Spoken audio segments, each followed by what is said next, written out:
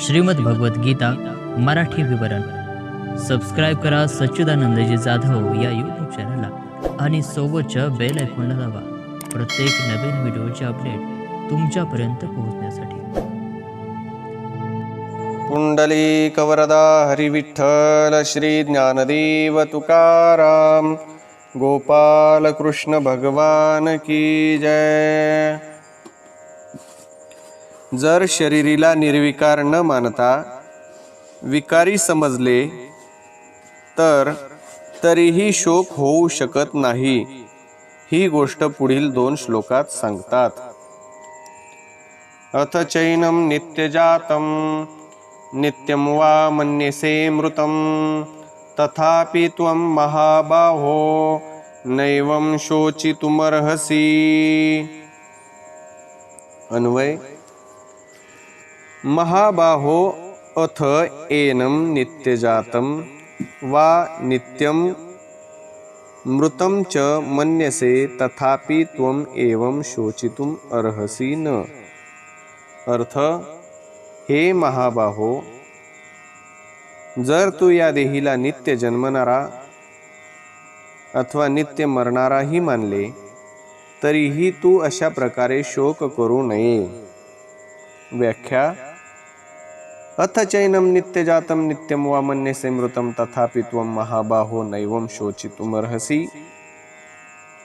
भगवान येथे निराळ्या पद्धतीने अथच आणि मन्यसे पदाने म्हणतात की जरी सिद्धांताच्या दृष्टीने खरी गोष्ट ही आहे की देही कोण्याही काळात जन्मणारा मरणारा नाही, तरी पण जर तू सिद्धांताच्या बिलकुल विरुद्ध ही गोष्ट समजलास की देही नित्य जन्मणारा आणि मरणारा आहे, तरीही तुला शोक व्हावयास नको. कारण ज्याचा जन्म होईल त्याला मरावेच लागेल आणि जो मरेल तो जन्मेलही. या नियमाला कोणी टाळू शकत नाही. जर पृथ्वीत बीज पेरले तर ते परिणत होऊन अंकुरणार आणि पुढे तोच अंकुर क्रमाक्रमाने वाढून वृक्षरूप होतो. यात जर सूक्ष्म दृष्टीने पाहिले तर ते बीज एक तरी क्षण एका रूपात राहिले काय. पृथ्वीत ते प्रथम आपल्या कठोर रूपाला सोडून कोमल रूपाला आले, नंतर कोमल रूपाला सोडून अंकुर रूपाला आले, यानंतर अंकुर रूपाला सोडून वृक्ष रूपाला आले आणि शेवटी आयुष्य समाप्त झाल्याने वाळून गेले. अशा प्रकारे बीज एक क्षण देखील एका रूपात राहिले नाही, तर क्षणाक्षणाला बदलत राहिले. जर बीज एक क्षणही एका रूपाने राहिले असते तर वृक्षाच्या वाळण्यापर्यंतची क्रिया कशी झाली असती. त्याने प्रथम आपल्या रूपाचा त्याग केला, त्याचे हे मरणे झाले, आणि दुसऱ्या रूपाला धारण केले, हा त्याचा जन्म झाला. अशा रीतीने ते क्षणाक्षणाला जन्मत व मरत राहिले. बीजाप्रमाणेच हे शरीर आहे. अत्यंत सूक्ष्म रूपाने वीर्याचा जंतू रजाशी मिळाला. तो वाढत वाढत गर्भ बनला आणि मुलाच्या रूपात जन्माला आला. जन्मानंतर तो वाढला, नंतर क्षीण झाला आणि शेवटी मेला. अशा रीतीने शरीर एक क्षणही एका रूपात न राहता बदलत राहिले, अर्थात क्षणाक्षणाला जन्मत मरत राहिले. भगवान म्हणतात की जर तू शरीराप्रमाणे शरीरीलाही नित्य जन्मणारा आणि मरणारा समजले तरीही हा शोकाचा विषय होऊ शकत नाही. जातस्य हि ध्रुवो मृत्युर ध्रुवं जन्म मृतस्य च तस्माद् परिहारेऽर्थे न त्वं शोचितुमर्हसि. अन्वय.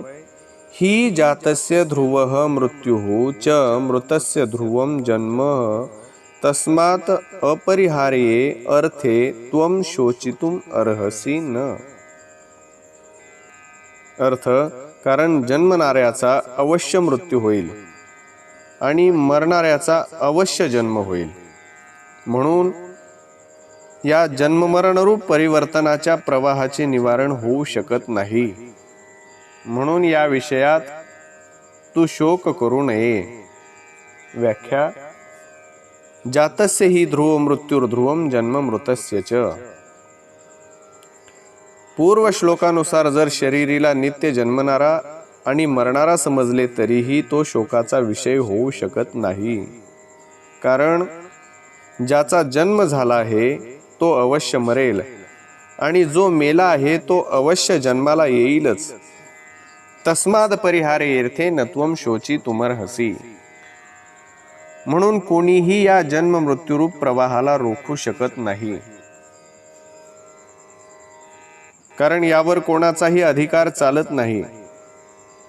हा जन्म मृत्यूरूप प्रवाह तर अनादी कालापासून चालत आला आहे आणि अंतकाळापर्यंत चालत राहील. या दृष्टीने तुझ्यासाठी शोक करणे अनुचित आहे. हे धृतराष्ट्राचे पुत्र जन्मले आहेत तर अवश्य मरतील. तुझ्याजवळ असा कोणता उपाय नाही की ज्यामुळे तू त्यांना वाचवू शकशील. जे मरतील ते जरूर जन्मतील, त्यांनाही तू रोखू शकत नाहीस. तर मग शोक कोण्या गोष्टीचा? शोक उसी का कीजिए जो अनहोनी होय, अनहोनी होती नहीं, होनी है सो होय. जसे या गोष्टीला सर्व मानतात की सूर्याचा उदय झाला आहे तर त्याचा अस्त होणारच आणि अस्त झाला तर उदय होणारच.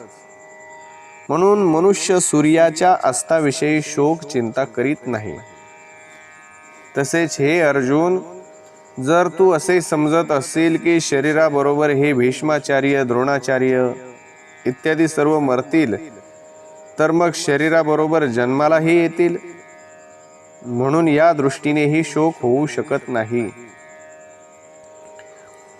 भगवंतांनी या 2 श्लोकात जी गोष्ट सांगितली आहे तो भगवंताचा वास्तविक सिद्धांत नव्हे. म्हणून अथच पद देऊन भगवंतांनी दुसऱ्या पक्षाची गोष्ट सांगितली आहे. ही असा सिद्धांत तर नाहीच, पण जर कदाचित तो असेही मानले तरीही शोक करणे उचित नाही. या 2 श्लोकाचे तात्पर्य हे झाले की संसाराच्या संपूर्ण वस्तू क्षणाक्षणाला परिवर्तनशील असल्याने